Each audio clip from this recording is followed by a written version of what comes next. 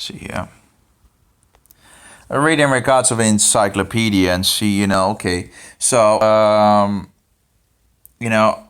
didn't really get the connection of this Trinity thing, but I'm thinking I'm getting the idea of the pagan Trinity here. So, Shamash is the son of sin, okay? So, and Easter might actually be the mother of Shamash, but also the wife. So, and that actually makes sense in regards of, yeah, I'm okay, but they don't say it like that, so I might be wrong. But as far as I can see, so sin is Shamash is the son of sin, and if sin is a male deity, and I think sin is a male deity, but let's see if we can find out. Who with the moon god, Sin, Sumerian Nana. So we have Shamash, Akkadian, Sumerian, Uto. They call him Uto. So, but that's, I don't know what is the English word then, Shamash, and the Sumerian is Uto. But again, according to the in regards of, wait, how do we know we're actually pronouncing the words right if they're reading? How do they know how to pronounce the words? I don't know. Maybe there are some links from other civilizations and all that, so they can, reconstruct the language a little. I don't know. I don't know if anyone speaks that language today. Naturally. Maybe there are some tribes. Who knows? But in any case, the thing is, the Shamash is the son of Sin, which, as I understand it, is a male. Male. Let's open up and see if it's what it says. It's a lunar deity. Sin is a lunar deity, and that's interesting in regards of sin, right? In regards of, that's actually a sin in regards to the Bible, right? Transgression of the law. But anyway, let's see what it says. It says moon god or moon goddess, but it doesn't really say anything in regards of sin. I would like to know in regards of sin, but I think it's a he, which actually would make sense in regards of if we're talking about Nimrod actually being, the great hunter, right? And having a wife, and then Nimrod dies, and then the son of Nimrod marries his mother. That makes sense that he would then be the consort of Ishtar as well, right? I see here. Sin, Sumerian Nana in Mesopotamian religion, the god of the moon. Sin was the father of the sun god Shamash. Yeah, the father. Father. That's a male character, right? Of Shamash, Sumerian Uto, and in some myth of Ishtar. Now, that doesn't really make sense in regards of, because how would he, that doesn't. Sumerian Inanna, goddess of Venus, and with them form an astral triad of deities. At least we can go so far in regards of, we're talking about a triad of deities, these three. And Nana, the Sumerian name for the moon god, may have original meant only the full moon, whereas Suen, later contracted to Sin, designated the crescent moon. At any rate, Nana was intimately connected with the, I wonder actually when they put it, the crescent moon, which is just a little of the moon, and the full moon, I wonder if that is in regards to representing just, the whole stage of the moon as well. I don't know. When you see the Shamash, which is a sun god, and you didn't see the moon, and you still have the whole, I don't know. At any rate, Nana was intimately connected with the cattle herds that were the livelihood of the people in the marches of the lower Euphrates River, where the cult developed. The city of Ur of the same region was the chief center of the worship of Nana. The crescent Nana's emblem was sometimes represented by the horns of a great bull. Nana bestowed fertility and prosperity on the cowherds, governing the rise of the waters, the growth, all this pagan bullshit, demonic, the growth of reeds, the increase of herd, and therefore the quantity of the dairy products produced. His consort Ningal was a reed goddess. Each spring, Nana's worshippers but again, how does that connect up with this triad, right? Because we have a triad. How does that all these other connect with the triad of? Anyway, each spring, Nana's worshippers reenacted his mythical visit to his father. Enlil at Nibiru was a ritual journey carrying with them the first dairy products of the year. Gradually, Nana, apparently they also, dairy products can be very, very, healthy. And sadly, we tend to destroy the milk sources. So we're getting sick on so many levels and pretty much doing stupid. We're destroying how God has made things, and then we're getting sick, and then we're dying earlier and suffering and all that. And I think we can thank Rome for that. Yeah, thank you, Rome, for all that bullshit that you're doing and all that suffering you're making. It's all roads leads to Rome. All roads leads to Rome. And I have no idea why anyone would be part of this diabolical system of Romanism. But apparently people are so wicked, so they do, At first, dairy products are, so carrying with them the first dairy products of the year. Gradually, Nana become more human from being depicted as a bull or boat. So Nana becomes more human from being depicted as a bull or boat because of his crescent emblem. He came to be represented as a cowherd or boatman. Well, according to this anyway. This is the Encyclopedia Britannica. Sin was represented as an old man with flowing beard, a wise and unfathomable god, wearing a headdress of 4 horns, surmounted by a crescent moon. The last king of Babylon, Nabonidus, reigned 556 to 539 BC, attempted to elevate sin to a supreme position within the pantheon. I think I saw a movie in regards of that actually. Was that a documentary actually? I think it was maybe actually a documentary. I can't remember. There's so many things, and my brain is just one brain. So anyway, but looking at the sin and the Easter and the Shamash, when you have a triad of that, how could that go hand in hand? And again, if we actually think back in regards of the idea of Nimrod actually being represented as, he would actually be represented as the moon then. And he would be the father of the sun god. I don't know. I'm just trying to, the best that I can do here. And then after Nimrod dies, Shamash would be his child, according to this, that is the child of sin. And if he then took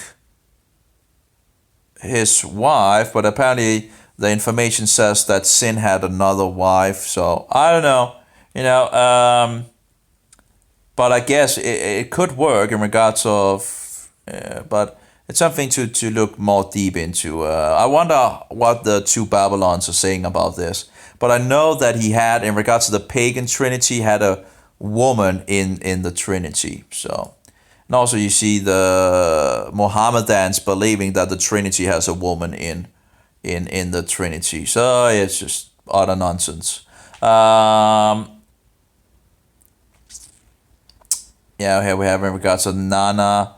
Nana, the Sumerian name for the moon god, may have originally meant only the full moon, whereas Suan, later contracted to Sin, designated the crescent moon. At any rate, Nana was intimately connected with the cattle herds. We pretty much read about that, but it doesn't really say, it's just doesn't really, why would they connect three gods that seems to, together in a triad, and yet, the story seems to, why would they connect these three, and yet it just doesn't, there must be some connection with these three, because they're connecting these three, again and again and again, it seems, So if they're connecting them again and again and again on their writings and images and all that, there must be some connection there, And they apparently do see a connection in regards to, and with them formed an astral triad of deities. So apparently the Encyclopedia Britannica also makes a connection in regards to these three, in regards to making an astral triad of deities. So how was these three connected, That's the thing, And of course, things could have evolved in other directions, and, afterwards, again, paganism seems to, evolve in different, so you have different countries with pretty much same paganism, but yet they are evolving a little different, and some are borrowing from another, and it just goes, this and that and all these directions. And so, but I do see there's a possibility of actually having Sin as the father, who is married to Ishtar, making the child of Shamash, and then Sin dies, and then Shamash marries Ishtar, and then Shamash dies at some point as well. But, and then you have the whole story of, sun god, rebirth, and whatever. And of course, there's something in regards to that story that just, that's another story in regards, I don't know. It's all pagan bullshit anyway, whatever, But of course, it would be, because there's so many things that, some says this and some say that and all that. Would be nice to know the truth of the matter, But I guess that's the best that I can do at the moment. I'll close it down and just forget about it, Again, I can waste a lot of time on these things, and there's other things to do. But yeah, it's all sun worship pretty much. That was interesting, that ancient Egypt, Pharaoh's and sun disk amulet, also connecting it with the sun, and then having what looks like a crescent moon as well on it. That's more symbols here. Again, it's interesting to just, I guess, to just link it and try to figure out what is actually silver leaf disc dedicated to the sun god Sol. Sol is crowned with rays, two horses appear behind, and it's interesting, in Denmark we actually call the sun for Sol. That's Sol. Sol. S-O-L. We call the sun Sol, in regards to the literal sun on the sky. The created sun, not the born, sun. The living sun and all that. This is the dead sun we're talking about. So we actually call it Sol in which probably is coming from, Roman thing in regards of Sol, in regards of the false god. So, but one thing that is nice, we actually have two different words of soul, and we don't have sun. Like in English, you have sun, and you need to use the context for actually finding out if we're talking about the sun, the living sun, or the dead sun, or, and so forward. In Denmark, we have difference, and also in Hebrew, actually. You have Shamash and you have Ben. That's two different words in Hebrew. So it's only English where you have the sun and sun, And in Danish, we have Sol or Søn. So Sol and Søn is pretty different as well. But anyway, so let's see. A Sol is crowned with rays. Two horses appear behind his shoulders, and so forth. This is from apparently Pessinus Balehisa, Asia Minor. So that would be the, that's Turkey, nowadays Turkey. So that's the sun deity of Sol. And again, which can be connected to Mithra, and I've seen sources where they say that so much of the religion of Mithra went into Romanism. So Roman period, 3rd century. So this is 1st century. Okay, let's close that down as well. We have looked at that. Let's close down that as well. I guess my fish should be ready here again with a so-called divine tree or whatever, sacred tree, and then you have the god above it and all that bullshit. Again, lots and lots of images, and they must have something on the museums as well, showing these things. Seems like there's a museum in England that might have things. I have the triad of these things again. See, Mankind's Forbidden History holds the answer for the missing link. Oh, missing link, what are they talking about? In regards to the missing. Anyway, it is perhaps the most convoluted puzzle to ever exist. A timeline which pits some of today's most dominant dogmas, whether scientific or theological, in an unrelenting war against one another. Well, not really, real science supports a creator, so that's not really a problem. You have to have a cause in science, and if you're going against that, which of course evolution does, then it's not really science, because you have a cause and you have an effect in science. And when you don't have the cause, and just the effect of something, that's just bullshit, So the history of human civilization and evolution. Today, the history of human civilization and evolution. Well, evolution is pagan. Anyway, today most would refute the Christian story of Genesis. Well, not me, because it's true. Genesis is true in regards to duping it a fictional parable clouded by fantasy and nonsense. Well, yeah, a lot of people would do that, but of course a lot of people are following Satan. Infamous proponents of evolution theory or natural selection, such as Richard Dawkins, are keen on this. He's pretty much a pagan, are keen on discrediting the creationist theory. Yeah, because people are just stupid, Yet even with the powerful backing of science community, evolutionists fall short to provide us with the proper narrative that explain our leap from Homo erectus, our ape-like ancestors. Yeah, what's bullshit, Again, they're already, putting on, our ape-like ancestors. They're not our ancestors. They're animals. To human sapiens, modern man, the missing link, our biggest conundrum. Because it doesn't exist, because there's never been a link from monkeys to man, it's just bullshit. Today there exist many alternatives, and when you also see the Samaritan writings and all that, and they talk about the flood and all that, it's like they know, it's like, and you have different sources and stories of the flood and all that, and people want to reject the flood and then it's just myth, just put it in the myth category.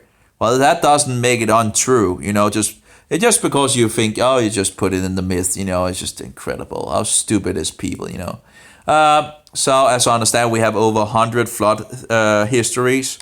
And what do? Oh, well, just put it in the myth category, They just didn't know in regards to, they're just stupid, because they lived very close to the flood, and sure, they must not have known about the flood, right?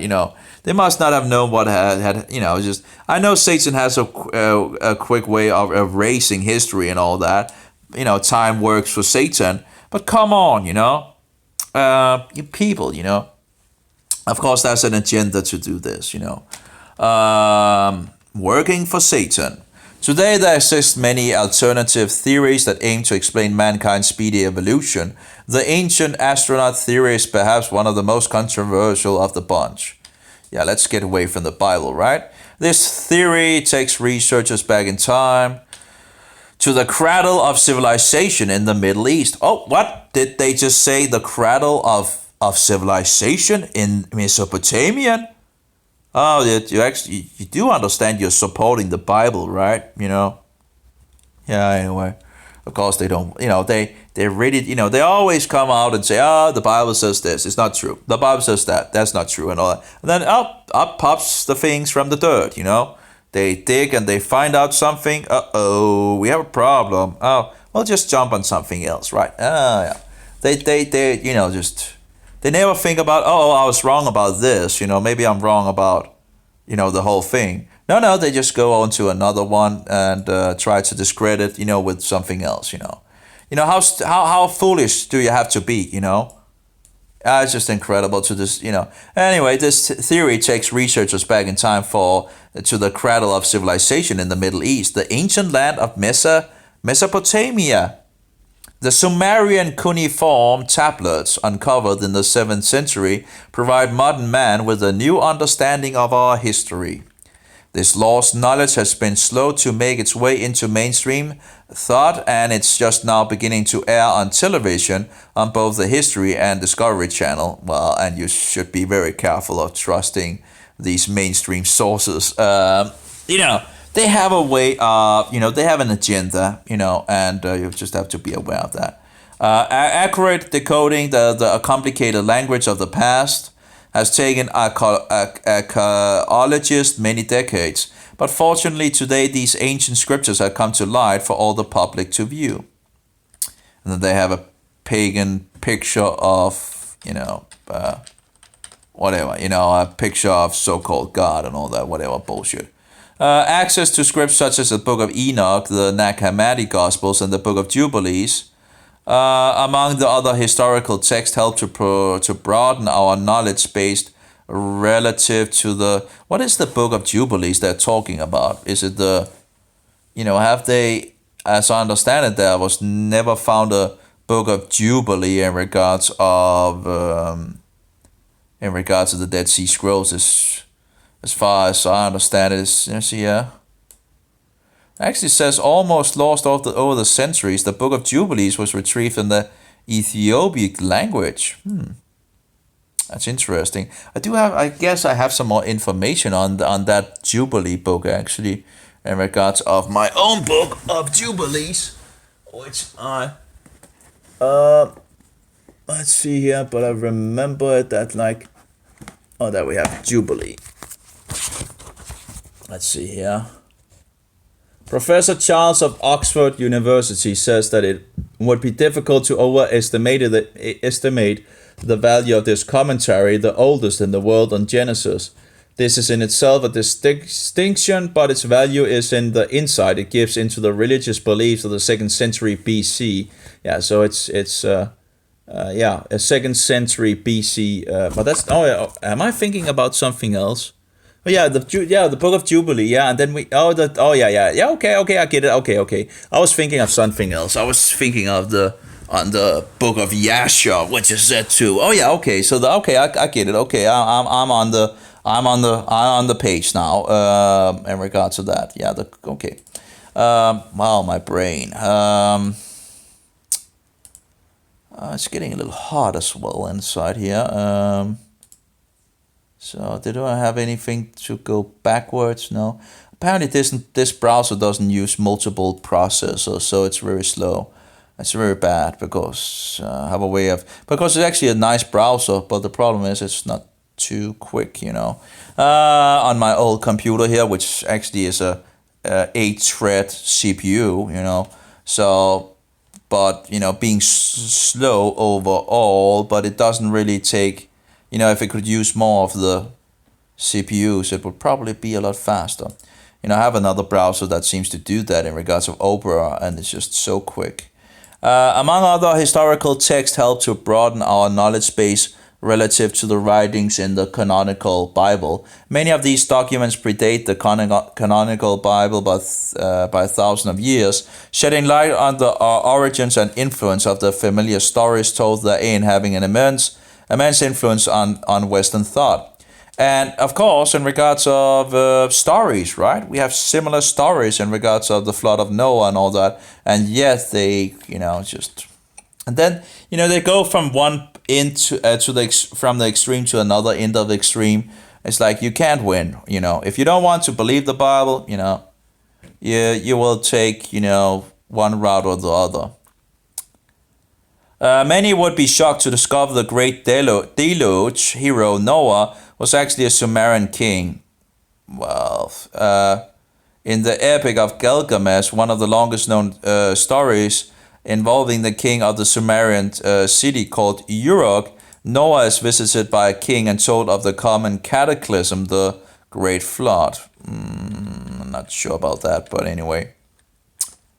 Let's see here. Sadly, the funding for early ecological inquiries was closely related and channeled by early church authorities, in particular the Roman Catholic Church. Well, again, the pagan Roman Catholic Church. A mandate was issued to found all the archaeological explorations that perpetuated the story told in the canonical Bible, established by the same institution of the Council of Nicaea, 346 CE, or AD, I guess. Due to the majority who were uneducated in the past, the task of knowing the truth was often delegated to authorities.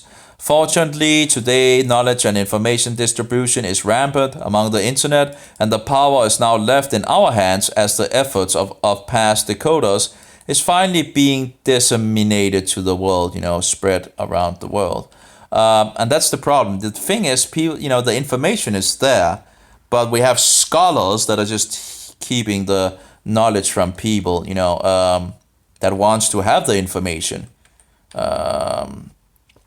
Here we have Mankind's Forbidden History clay tablets dating 2,000 years before the canonical Bible from ancient Mesopotamia tell the story of an Anunnaki, an ET species of, I'm not sure if that actually is true or not, but anyway, I know there's I think he actually can be led back to a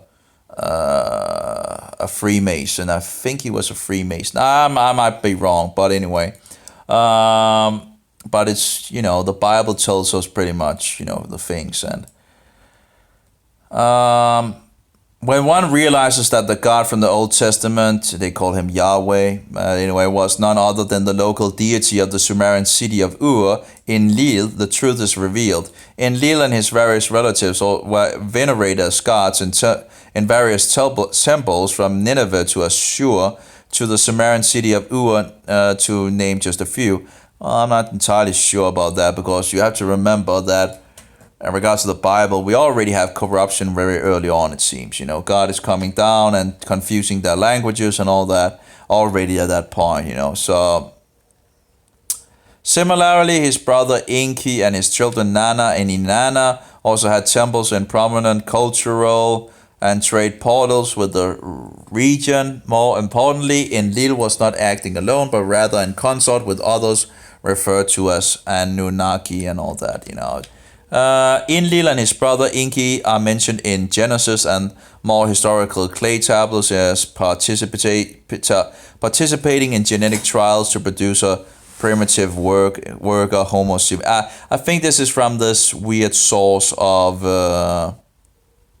and I can't verify anything because I don't have the translations of the clay tablets.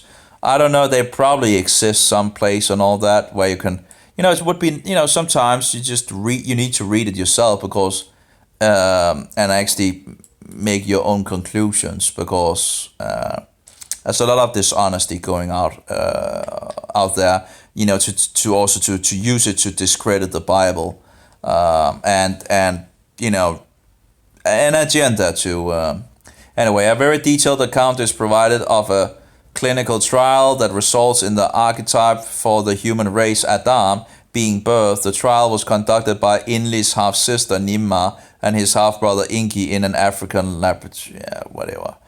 This sounds like pretty much science fiction here. The historical records appeal to even the most scrutinizing scientists, who readily recognize the threshold of knowledge required to discuss a topic such as genetic engineering in the document almost 5,000 years old.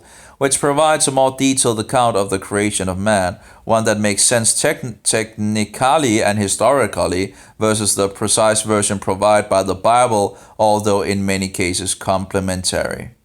So, although in many cases complementary.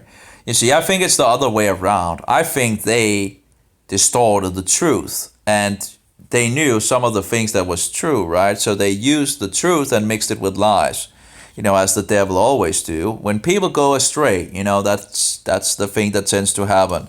So you can still use some of the information, although in many cases complementary. So we have information from the past, complement, which seems to, as I understand it, agree with the Bible. This would perhaps explain the age of Noah, who is said to be 600 years old at the time of the great flood. Noah was the son of a deity. According to the Bible, what does it say? Noah was the son of a deity according to the Bible. What bullshit? What are you talking about? Could this father deity really be an extraterrestrial being which gave rise to Noah's lengthy lifespan? What other bullshit, What other bullshit, And actually, he lived 950 years in total. But people could live over 900 years at that point. You have to remember the first and foremost, they were closer to the original Adam in regards of being created in the image of God, or actually the gods, Jehovah. And then, of course, you have the what is it called? The environment that is different. It's totally different than it is today.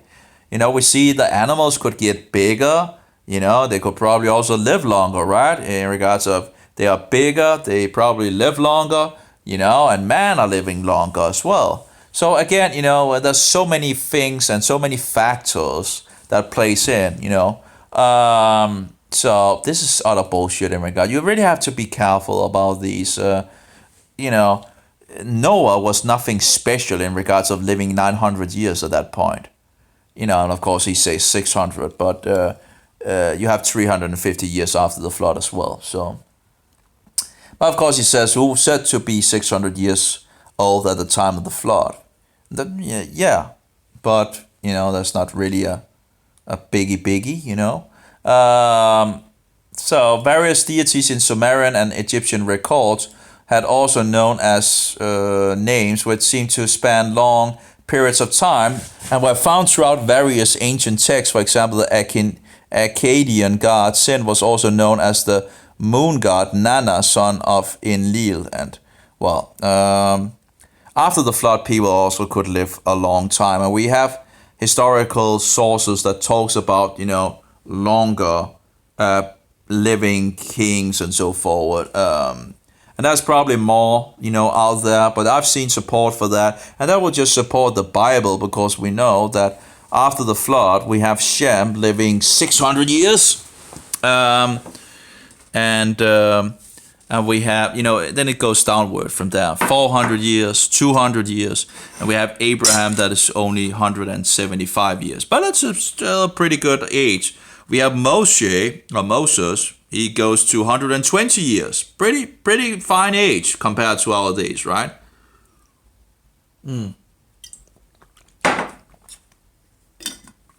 So yeah, and he was still fine, as I understand it. He seemed to still be fresh. His sister Inanna also sported the symbol of the Christian moon and had temples throughout Mesopotamia. She was known as Ishtar to the Akkadians. And yeah, it's just different things, it's mixing. Actually, she's holding the same symbols, it actually seems like, as Shamash. I didn't really, she's actually holding the same circle and stick or whatever it is. Okay, I saw a place where they talked about this, what it actually was and represented and all that. I can't remember the details, but apparently she's actually holding the same thing actually in both hands, it seems. And of course, a lot of unclean animals like the dog. No, what's it called? The I can't remember what it's called. And some anyway, but it's unclean animals. So interesting, many deities from other cultures, such as the Greeks and Egyptians, were alternate versions of the original Sumerian gods, so-called gods, The Egyptian goddess Ishtar was really the Sumerian deity Inanna, who according to Sumerian text was a high-ranking member of the Anunnaki. Again, I don't know about, if it seems to be coming from that guy that, had, which seems to have had some problems. I don't know. But again, I can't read the language of the Sumerian tablet, so I can't verify, but yeah, it's just, but I did research it like years ago on these things where I was,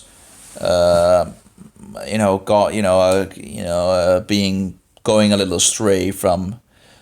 But anyway, the Greek historian Herodotus lived in the 5th century BC and hailed from Ionia. He delineated the Egyptian civilization into 3 dynasties, and the model is still used by Egyptologists today. So what is the point of that, Manetho, the Egyptian priest historian, agrees with the 3 dynasties, except adds one more dynasty which was ruled by the gods alone.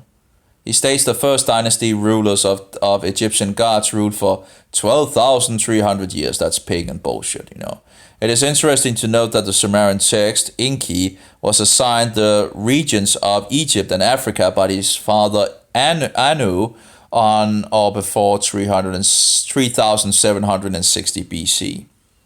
Now this would be after, no, wait. That's a problematic, that's too old, that doesn't seem to be true.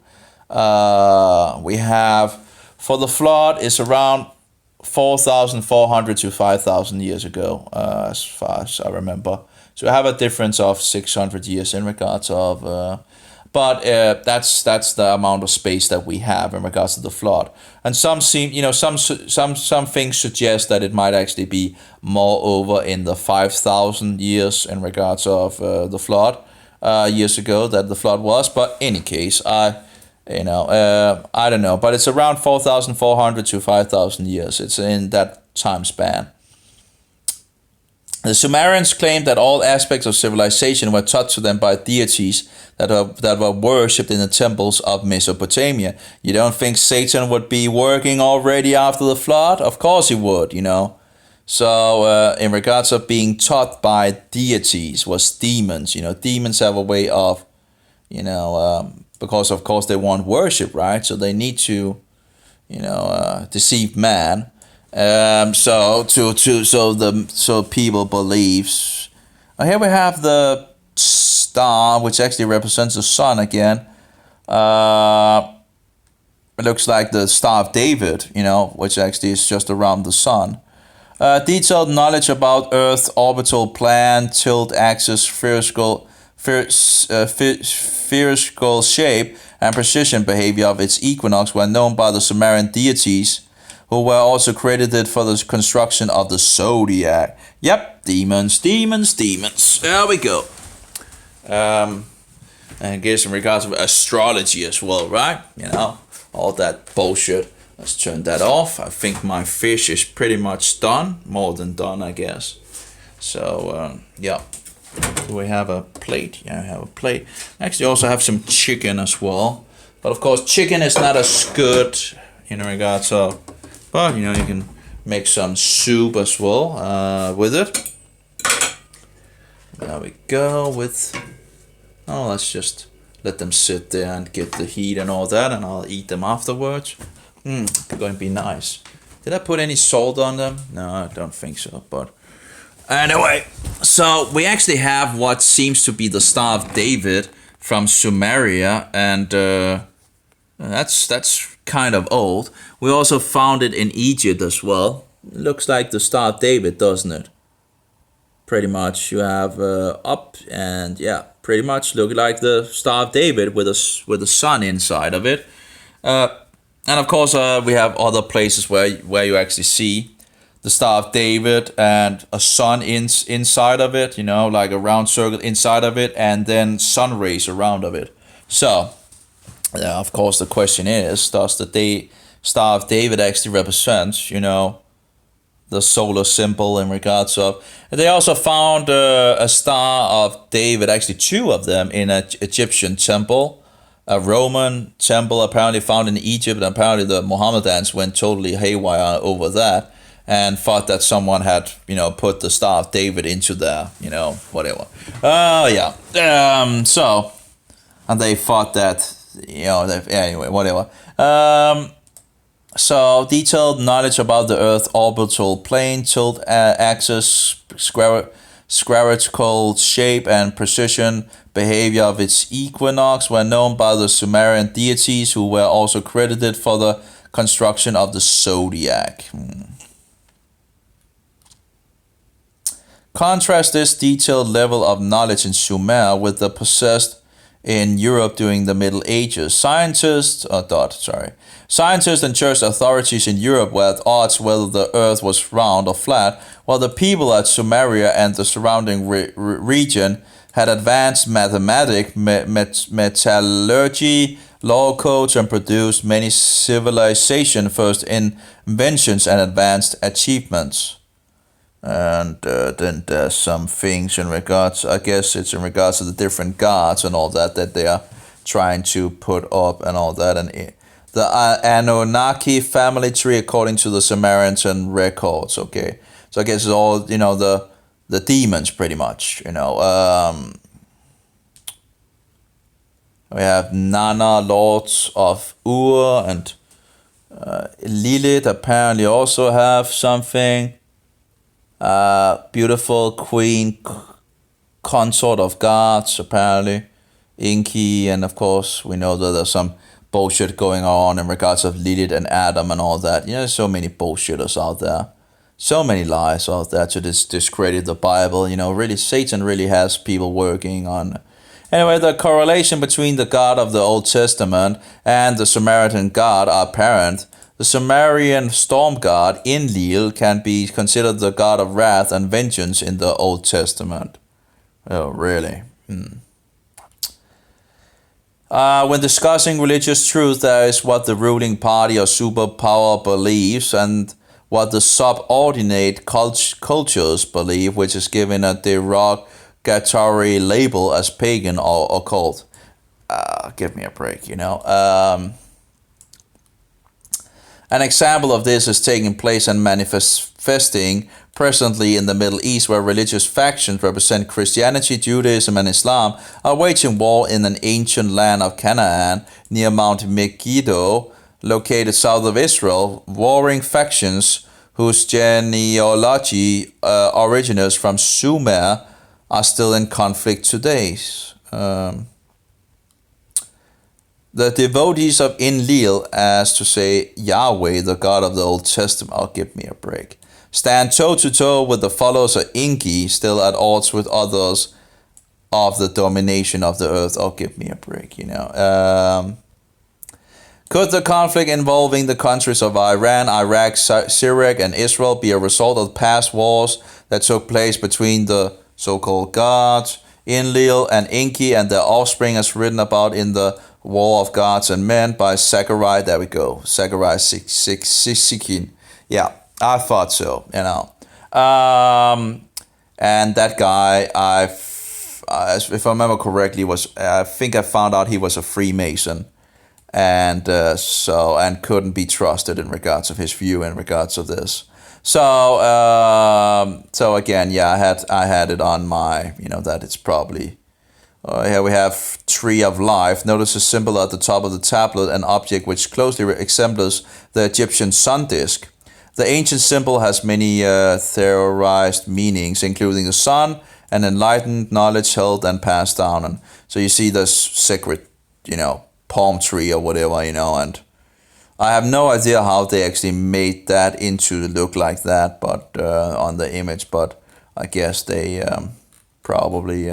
But yeah, I thought this was actually going back to that bullshit, So we have the serpents and all that, Satan makes his mark. Anyway.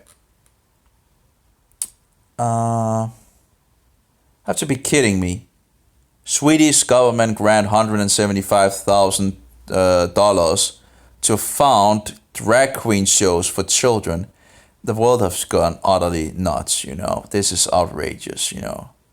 Let's just drop that one and just see what this is bullshit is about. You know, I have to be. The world has just gone nuts, you know. The Swedish government will hand out an equivalent of $175,000 from the inheritance money of dead Swedes without heirs to fund drag queen shows for children. This is utter demonic, you know. You just can't stop the progress, and it's like one of these, you know, dot. The Public Inheritance Fund, the state body that manages the money, will give the cash to Kulturförening Mums in Stockholm, which will use it to organize transvestite and transgender events where fairy tales are read to children. You have to be kidding me. You know, Sodom and Gomorrah, people don't read the Bible, it's just disgusting. You're not allowed to say that because, you know, I'm not then I'm not political correct and I'm a hate speecher and all that, right? Yeah.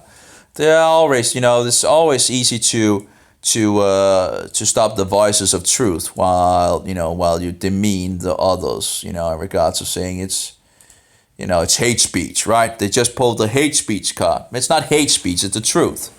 The project will, together with children, young people, and adults with disabilities, develop available, normative, creative fairy tales in the form of drag shows. We pretty much exchange the reading of the Bible and understanding and, you know, sanity with this bullshit. Together with the target group and several organizations, the established business among dragons and drag queens will create a new fairy tale that reflects the target group, writes the General Heritage Foundation. You know, how we're destroying our children and, you know, the parents, how can any parent accept this, you know? It's utterly disgusting. If I had children, I wouldn't allow them to go to school, you know. I always be homeschooling, you know, but of course the state would probably interfere, right, the bullshit state, working for the Antichrist. It's incredible how demonic this world is. So we're not allowed to do what, we're put in the jail pretty much. If you don't sign the thing in regards of a newborn and all that, you can actually be jailed, you know. Incredible bullshit. Here we have actually the sun, but it's a little different in regards to the sun god here. You have the Shamash here, but it only has the rays pretty much. It doesn't have the standard whether we still have 8, 8 around, but it doesn't have the. So that would be Shamash, Sin, and Ishtar, and still 8 ones and a circle in the middle and all that. Again, maybe the two Babylons will maybe tell the story about these things in regards of what it actually symbolizes. I don't need to reinvent the wheel. It could be interesting to read the book anyway, because a lot of people actually stand for this book, and a lot of people attack the book. Here we have the tree again, the sacred tree. The so-called sacred tree. There we go. And he's standing with this thing up there, which when you can see zoomed in things and all this. It looks like what are they called? These are from trees, these. But anyway, yeah. Still standing with something in his hand and so forward. Yeah. And there we have the tree again. I wonder how they actually made the tree look like that in real life. This is from Assyria, apparently. They still have the tree, where you see it in Sumeria. But I guess they probably had a lot of things in common. But when, looking at the Assyrians, they're still into paganism and the planets and all that. Some of the Assyrians still have the roots of these, this bullshit, or pagan bullshit. And I've seen them also represent the eye, the eye that usually represents the false god. Here we see different symbols here again. Actually looks like Christmas trees, I don't know what it is, but it looks like a little Christmas tree. It has these bumps on the side, like a Christmas tree, and then it has this thing above it, which like a star, I guess, and there you go with, it looks like a little Christmas tree, and then it has a star on top of it. I don't know what else it is, but we could I'm not sure we could actually, I guess some of them we can actually get colors. And then we have the star, probably of Easter. I have 1, 2, 3, 4, 5, 6. No, it should be 8. That's only 7, isn't there? 1, 2, 3. It's a little hard to see. 1, 2, 3, 4, 5, 6, 7. Seems to be 7. It actually seems to be coming from, so like a thing going this way and that way. 1, 3, 4, 5, 6, 7. I think there's only 7 on these, so maybe it just represents a flower. I don't know, but I don't know what these things are, but seems like a green tree, like look at me, it's look showing like a tell me what you think it looks like, just, and then they put something on top of it, and here is growing some other flowers or plants or something like that, and here there's something growing out of this one as well, and I don't know. This seems like it's a little hard to I guess see what it's overall is, but it actually looks like green trees that he's standing in the middle of. And standing with something in his hands, I don't know. There we go with the cross again in regards to rare gold sun disc from Stonehenge, apparently. Here we have Utu in regards of the symbol we have seen in regards to Shamash. But of course it's interesting because in regards to Hanukkah, if the 6th star, the hexagon, is it called the hexagon or something? I'm not sure. Hexagon. Let's see here. Hexagon. I might be wrong in regards to the hexagon. What is it called? The hex star. I don't know what it's normally called. The Star of David, But if that actually also can represent the sun, and I've seen on the 9 candlelights of the Hanukkah or whatever they call it or something like that, where you have 9 lights, which is not biblical, and the middle one is called Shamash. And sometimes, more often than not, there's actually a Star of David on the middle candle. If that represents the sun and it's called the Shamash, you put the things together, I think there's some problems, So yeah. That's pretty much it, I guess. And there's another tablet with the sun god and then the moon and so forward. Again, it just continues and continues. But I guess that might be another link if the Star of David can actually be actually a sign of the sun. We have sun things, I guess India things, I don't know. It's all over. It's all over the world, And you can also see it in constructions of buildings and, it's just all over the world. But yeah, if the star is let's see here, if the Star of David, it's used in the occult, that's for sure. Is the Star of David a sun symbol? Let's see here, symbol. Just using one hand, so it goes a little slow. Star of David, is it anything with the sun symbol? Doesn't say anything. What is it called? The Star of...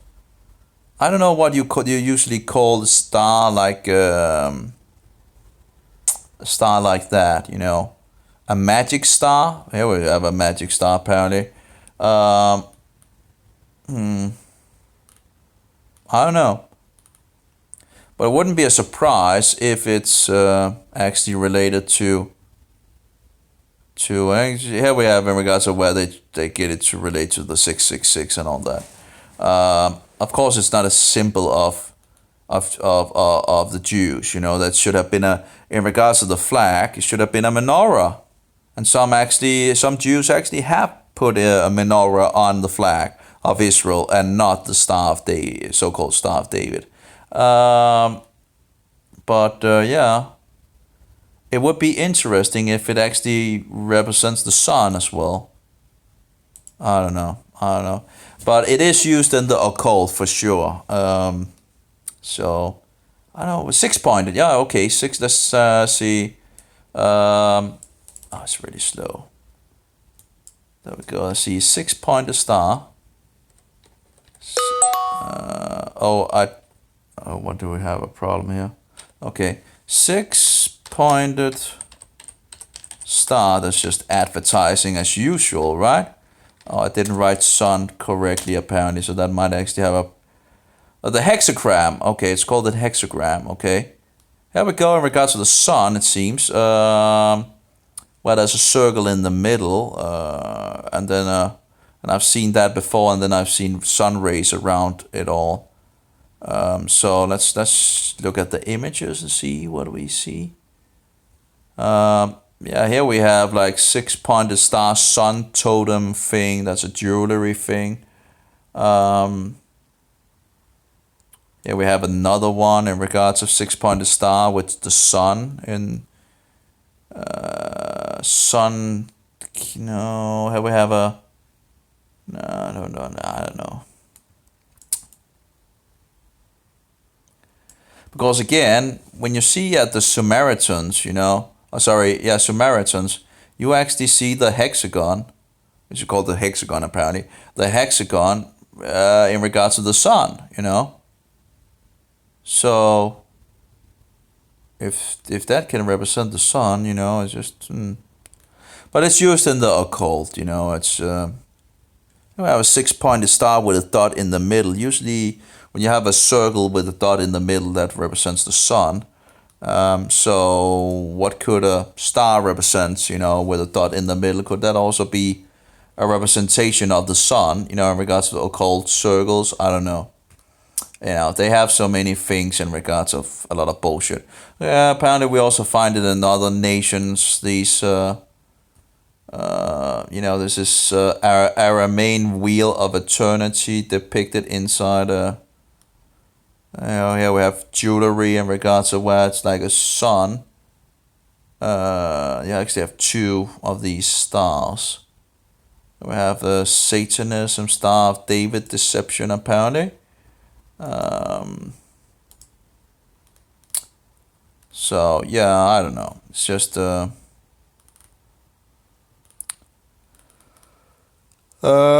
it's interesting, of course. How it goes hand in hand, you know. Yeah. What is this? No, it's just occult things in regards of.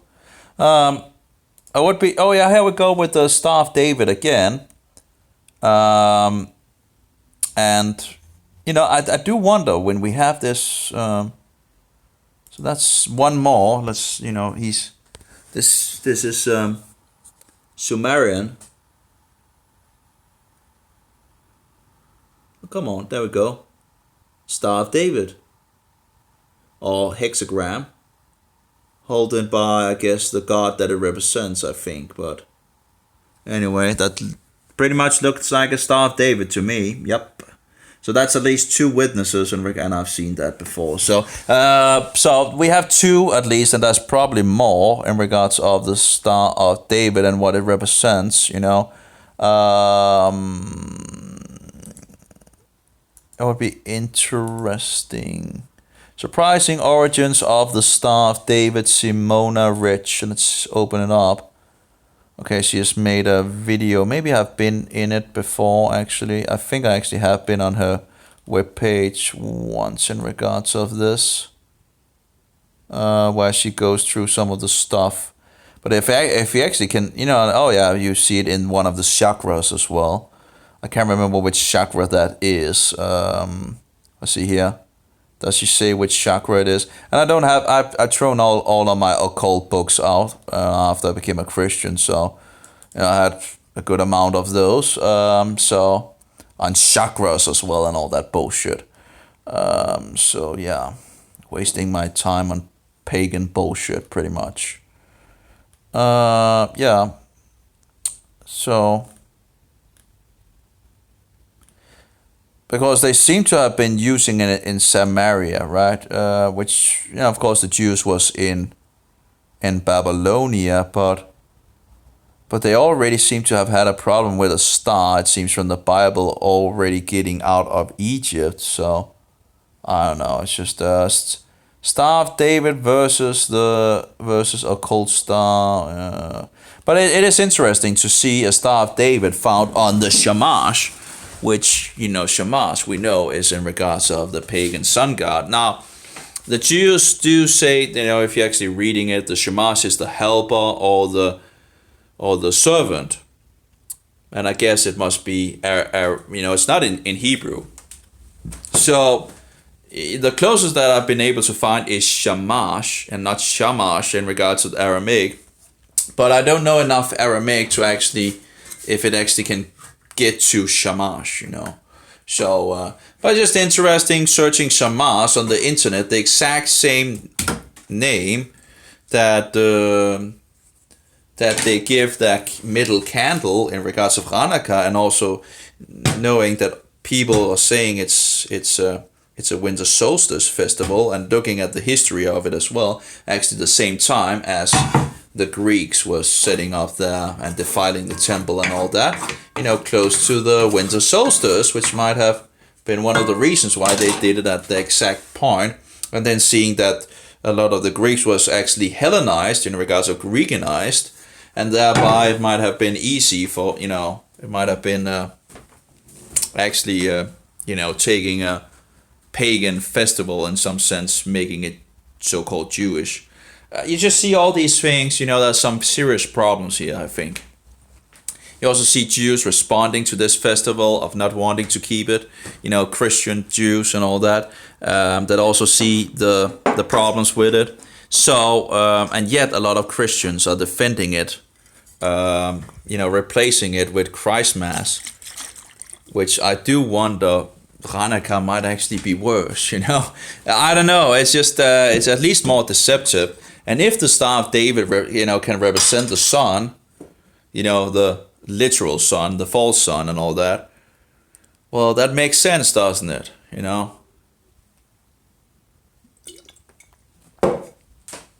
I was banned from a place where we talked about these things. You see, those people actually keeping Hanukkah apparently don't want to talk about things, that Hanukkah is actually a second Sukkot. And I remember talking to, and he was like, why do you think it's a second Sukkot? Well, it's not me, it's what they said in regards of the books of the Maccabees, They're talking about a second Sukkot, which is not biblical. So already, there are so many problems with this festival, and yet people go into defending mode and all these traditions. I don't know, it's just sad. I wouldn't keep Hanukkah. That's, it's just, why would I go from one kind, traditions to another set of traditions, which actually might just be sun related it just doesn't work, Anyway, I should eat the fish, And I think the swimming hall is open today, so I should get out and swim a little. Actually, I need to wash my clothing as well. I actually would need to do that first, I guess, because I don't really have any clothing. But yeah, we have, look at this, it's modern jewelry, right? sun rays around it, and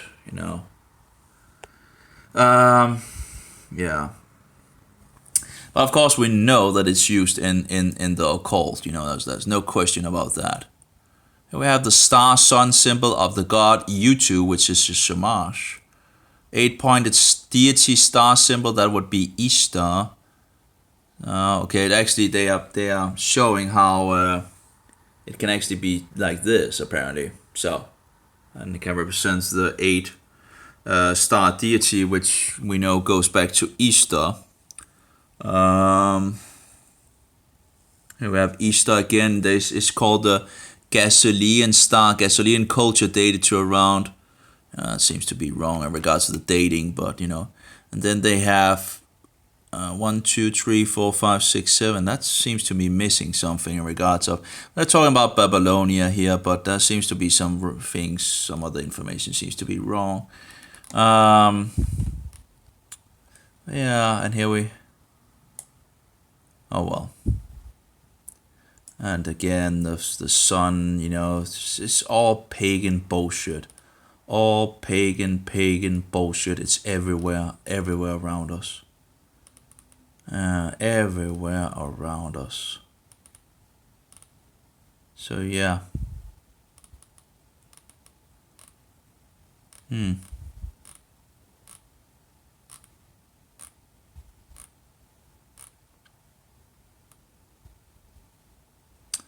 We have ancient Israel, was the menorah, I'm not sure what. The synagogue of Sage, I don't know. It's actually, we have the sun symbol on one side, and then we have the Star of David of the hexagon on the other side.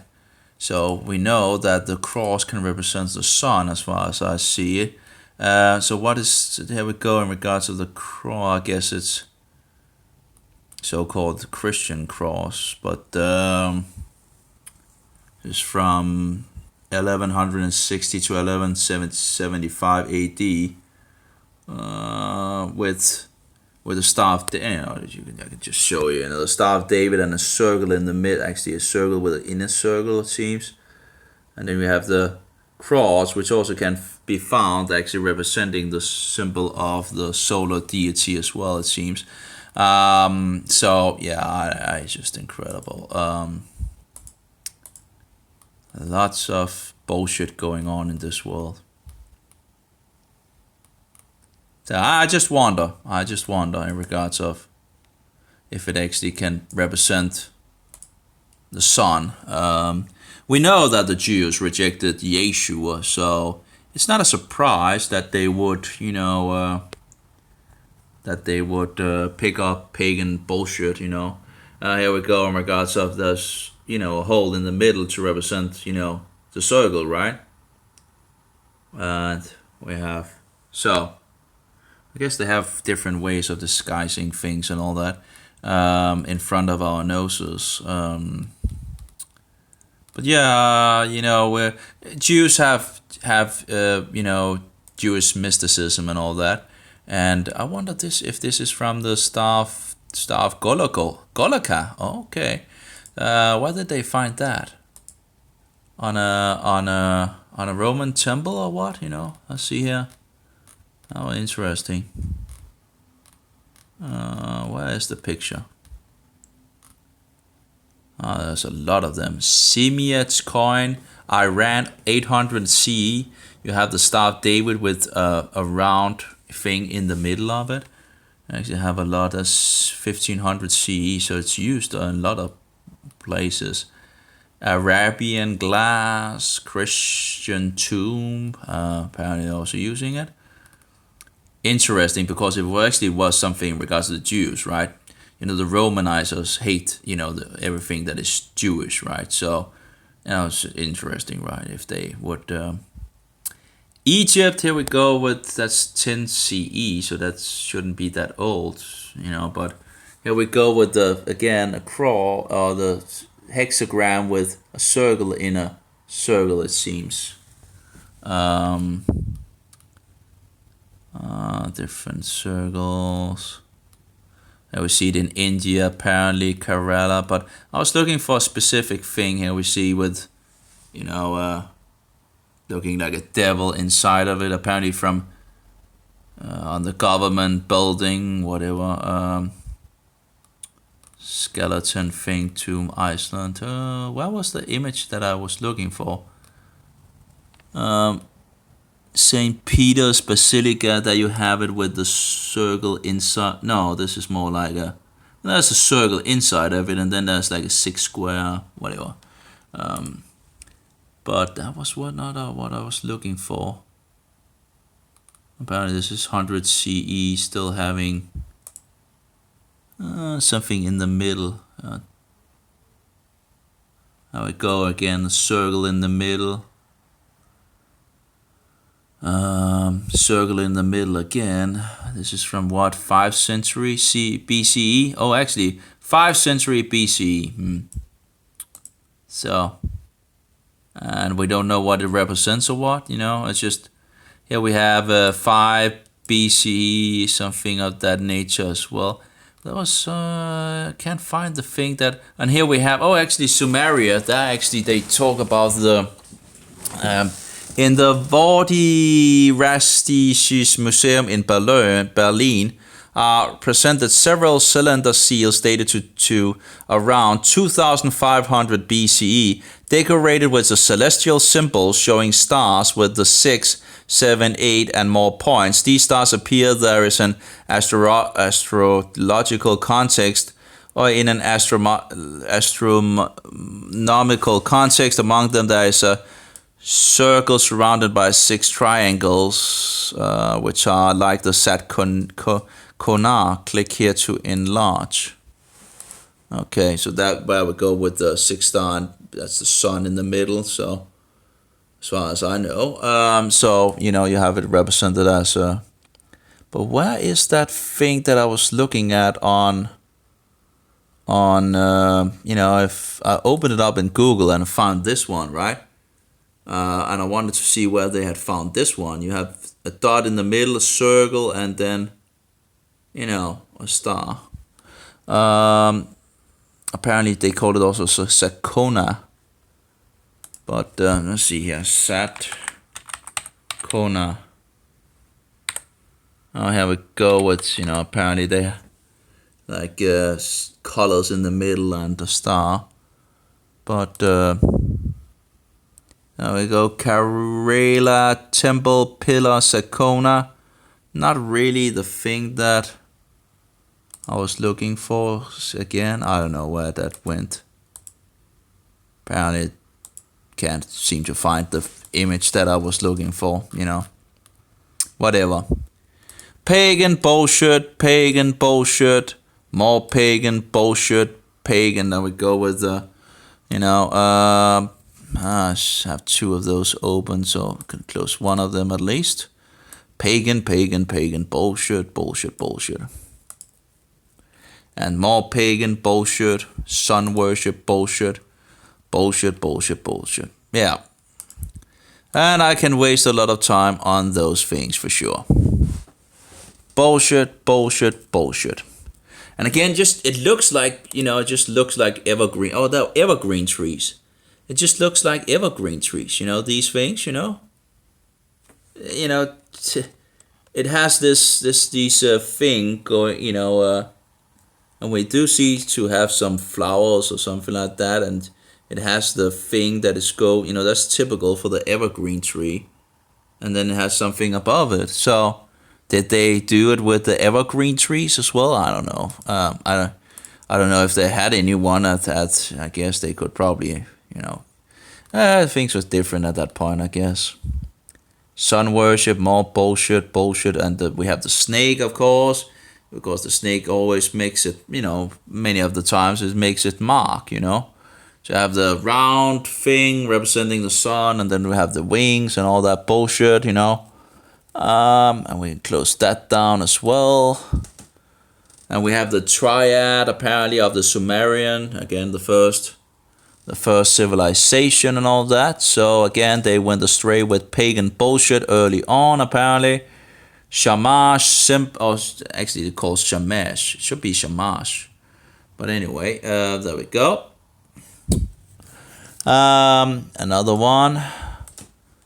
Let's see here. And then, of course, we have all the Nazi stuff, right? In regards of the sun as well, just, all these things, it's all over, everywhere you look, more and more bullshit, all the bullshit, it's all sun symbols, solar symbols. It's all all roads leads to Rome. More and more bullshit, right? Here we go. More, pagan bullshit of the solar deity, and apparently also the Japanese flag, which we also can see down there with the, with the Nazi flag, in a Japanese thing, eating, whatever. And more and more and more. It just keeps on going, right? Some of the images are the same, but anyway. It just keeps on going and going and going. Rising sun, right? Rising sun, yeah. And again, we had it with the Nazi symbol down there. This world is wicked and it's following Satan. Here we have the Shamash, or Utu, which is the sun god of the Samaritans. And different kinds of symbols for that, I guess. Whatever. Bullshit, pagan, bullshit. And more pagan in regards of Freemasonry, order of chaos, order out of chaos. Sun bullshit, and sun bullshit. And Dios, meum qui jus, Latin bullshit, the language of the Antichrist. I don't know what it actually says. It's something with God. Dios meum qui jus. I guess maybe we could actually use Google to try to... I don't know if Google can actually do that. The translate here, Latin to English. Let's see here, Latin. Of course, as technology progresses, we can do more and more things, and it's harder for them to hide the things, So let's see here.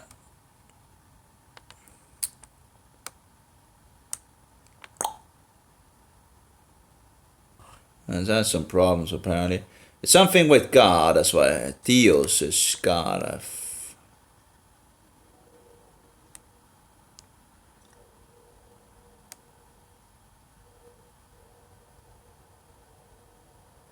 I don't know, maybe I can write it in and maybe it can figure it out then. It's not that much, So let's see here, and it's the same letters, so it shouldn't be a problem. Dios means God, yeps. A little Latin, I know, not that much, but a little, very little. And my God, and what is this, just or something like that? God and my right. Well, it's the pagan God, and order of chaos is in regards of order out of chaos. And again, you see the eye of, it's all pagan bullshit. All pagan bullshit, people. All pagan bullshit. So yeah. All pagan bullshit. And it's, Satan has many ways to deceive people. All pagan bullshit. Don't be led astray. And there we go with the 4 horses and the sun god riding the, in the with the 4 horses. Apparently that's also an emblem for, So it's all over, This thing in regards to this circle represents the sun. So it's sun bullshit, and more sun bullshit everywhere. Everywhere. Anyway, I guess I've been looking at this. I still have some pages in regards to the Star of David. Maybe looking into that. I don't know. I get a little tired of these things, right? Let's see. The 6-sided star was used by Babylonians astrologers for sun worship. Really? Was it really? Oh my. Yeah, it's not a surprise, would it? And in regards to the magic square, right? The magic square of the sun makes the number 666. Oh, wonder why, you know, it's like pagan bullshit. And of course you see the 666 also. I think it's like, you know, you have, oh, actually that would have been interesting. No, but anyway, I think it was like when you have, and you put it together, 1 and 2, so you have 1 and 2, that's 3, and then you know, you fix it all together and you get to 666. You know, they have different ways of hiding it. So yeah. Anyway. So yeah, sun symbol is credible. One picture after another. One picture after. How have they been able to hide these things away from people, you know? Why have no one told us about these things? It's just all a lie, you know? All these things that we are learning are pretty much just all a lie. Here we go with the German, let's see here. He was talking about, this is a video, it's a very bad quality, but he goes into Christmas and the pagan origins and all that, but let's see here. Yeah, you can see the sun symbol as well up there. Same cemetery as you walk into the cemetery. This is the first symbols of the Nazi Party before Adolf Hitler took his position as leader. Notice the eagle holding a sun disk. And then it changed. The sign in the center. This was actually what I was. This was what I was looking for in regards, but anyway. Symbol of the sun and not a swastika. Well, the swastika itself is a symbol of the sun, so it doesn't really matter. It's all symbols, sun symbol, solar symbol. Later, it would change into. And in regards of the, as I understand it, this thing, well, maybe it's this in regards of the. Yeah, I can't remember if it's, you know, in regard. Also in regards of, you know, you see the. In Rome, you have this victory thing they put on the head and all that. Anyway, Laurels of Victory, I think is, you know, it was like this Spanish leader talking about Hitler in regards of, you know, the victory, the Laurels of Victory, whatever bullshit, you know. Later, it would change into this. So.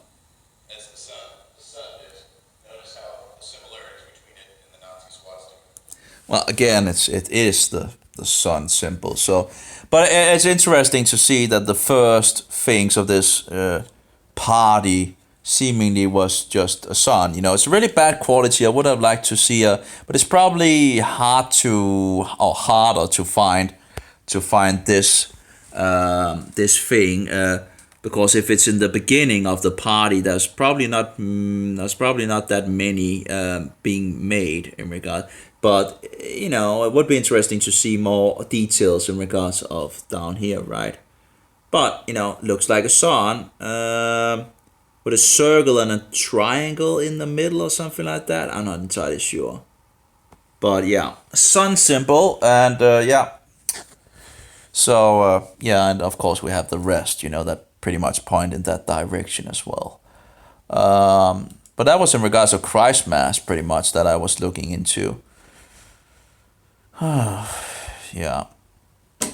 On December the 23, 1996, U.S. News and World Report wrote, in 46 BCE, the Roman Emperor Julius Caesar first established January the 1st as New Year's Day. Janus was the Roman god of doors and gates and had two faces, one looking forward and one back. Caesar felt that the month named after this god, January, would be appropriate door to the year. Caesar celebrated the first January the 1st New Year by ordering the violent rioting of revolutionary Jewish force in the Galilee. Eyewitnesses say blood flowed in the streets. In later years, Roman pagans observed the New Year by engaging in drunken orgies, a ritual they believe constituted a personal reenacting of the chaotic world that existed before the cosmos was ordered by the gods. But in regards to the Jews, also have sources on persecution of their people and all that. So yeah, It's so now we know why the new year begins in winter. Well, it's not the new year, but anyway, why it is celebrated with wild parties, why people wish each other good luck for the coming year, and why people make New Year resolutions. Well, it's an article about many things, so it's just read from. But yeah, it's the New Year is just pagan bullshit, more pagan bullshit. It's all pagan bullshit. We're living in a world where it's all pagan bullshit. And no one seems to care about, well, very few seems to care about it, apparently. Anyway, time goes, I guess, and I should be eating my food and wash my clothing and have a swim. I really would, Yeah, we have another symbol, but you've seen all the symbols, right? So it doesn't really matter. Sun symbol, right, in your face, How are you going to, there is one picture that actually wasn't shown that I have on Facebook somewhere. I don't know if I can find it. But, and where Hitler is also on. So it's interesting how people think, believe that I'm a Nazi. I have to be kidding me. Have you? People are not people want. People just get to a conclusion that they want to get, right. If they don't like someone, they would just find something that, you have pictures of a symbol, you must be a Nazi. Oh yeah, it couldn't have anything to do with doing research on it, Maybe you should do a little more digging before you actually make conclusions about me. And telling me that I'm a Nazi, right? It's just incredible how people are. It's sad. It's very sad. They should be able to see that I'm actually, what I'm writing on the images itself, Of course, there's some of them I don't write anything about, but, come on. Just because I'm researching the subject doesn't mean, and putting information out there to people doesn't mean that I'm a Nazi, I'm I'm a Christian, It's like, come on, now you're a Nazi. Okay, well, yeah. Let's see here if I can find it. So this is one of the other clear pictures, if I can find it anyway. It's just because I have pictures of Roman Catholics doesn't mean I am, or the Antichrist with our prime minister, minister and all that. Doesn't mean I'm. And what would a Danish prime minister be with the Antichrist and shaking his hands and all that and going down to get a blessing and all that bullshit? You have to be kidding me. Here we have in regards of, that was when I was researching the Freemasons. We have God mit uns. So let me ask you something. When it says God mit uns, which means God is with us, and the laurels of victory down, on the bottom, as far as I understand it, and then you have the sun cookie in the middle. Which God is it actually representing? Which God is it talking about? Is it talking about the God of the Bible, or is it talking about Satan? Of course, it's talking about Satan. And just have a look at seeing the Catholic connection. There you go with the cookie Jesus, the false cookie Jesus, the sun, the solar deity, and sunburst around it, right? In regards to the monstrance. And there you go. It's just there. It's the exact same thing. It's just there. Oh, by the way, I found the image I can see, but so we have other images and all that. Here we go. There's two images as well with a cross and the sun cookie rising. This is in regards of Nazism, in regards of the, and pagan bullshit. And then we have the picture with Hitler that I found, and also posted that on my Facebook when I research it. There we go. I haven't really gotten the German translated. That's some German and all that. I did send it to someone, and I don't know why it. I probably have the image. I have this image without this thing and all that, but I really didn't.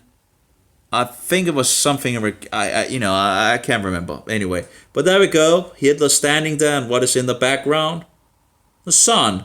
But what is the sun? It has a symbol of the. Well, it's. Do they even need to make it more clear with these symbols? It represents the sun, the literal solar. The God they're talking about is not the God of the Bible. It's the pagan bullshit God of the solar deity. And all roads leads to Rome and the pagan high priest of solar worship. That's the so-called Pope. I'll call him Poop. Here we go with more. Actually, that's one more in regards to the Antichrist. But anyway, here we see, a church with a crucifix and the sun symbol. I guess it fits together with all that pagan bullshit. And here we go with Hitler and Mussolini. Let's see if it wants to get up. It's a little slow. Again, it's my slow computer. It's old and all that. There we go. We have the eagle, again a German symbol, the sun symbol, and the, how is it called? I can't even remember what it's called now. Another Roman symbol. What was it called? The fasciites. The fasciites. It's also used in the French Revolution as well. So in regards to the fasciites. And then of course we have bugle bells, and actually YouTube banned me for posting some of these.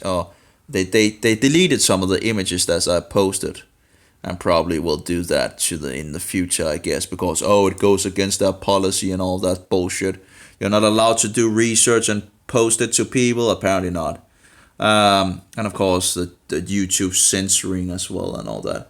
But you have these are bugle bells, and you can find a lot of them if you search on them. Nazi bugle bells, talking about God mit uns or something. God is with us and all that. So it's everywhere.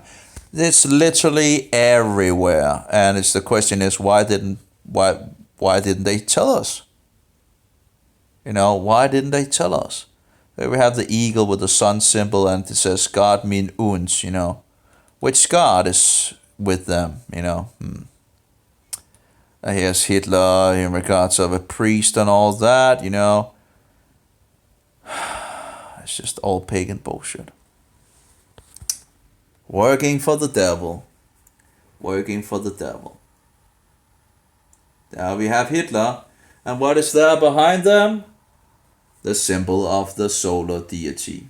Yep. The false cookie Jesus of the Roman papist. He's actually standing with a big one here. See, there we go. Here we see the Antichrist with his big false cookie Jesus. Of course, we have the monstrance over there and all that. It's all pagan. Actually, I have the image here in regards to the text. But I have no idea what it says, and I think it's probably too bad for Google to actually be able to translate it.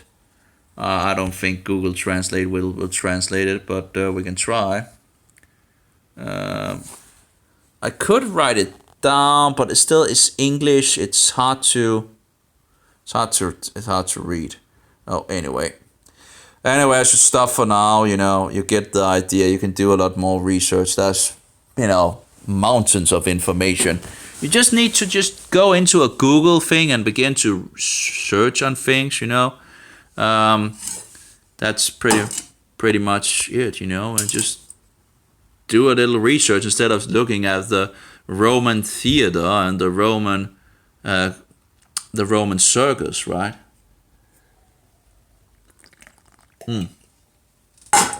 There's so much entertainment today to keep us away from, whatever time we have that Satan doesn't take, because he's really good at making us use time on every, on advertising and, different things, and instead of actually looking into the truth. and being sick and tired because of our food sources are destroyed.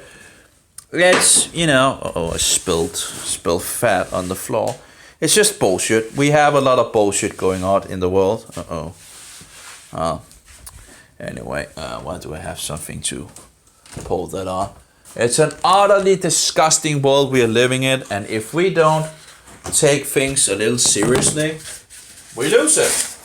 We lose it, everything. It's like incredible what our ancestors knew as a second nature we have no idea of in our days.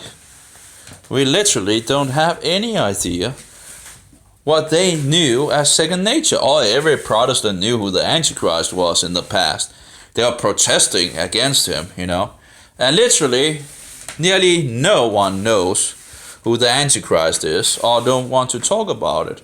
They don't even want to know. Even if you serve the truth on a silver platter to them, they don't want anything to do with it. You've used, using years to find out things and all that, and you serve it to people on a silver platter, and they just reject it. Incredible. Anyway, people don't want truth. Anyway, have a good one, all of you. May Jehovah be with you, and Yeshua be a most precious pearl, and the Spirit of truth be in us all. Amen. Have a good one. Bye-bye.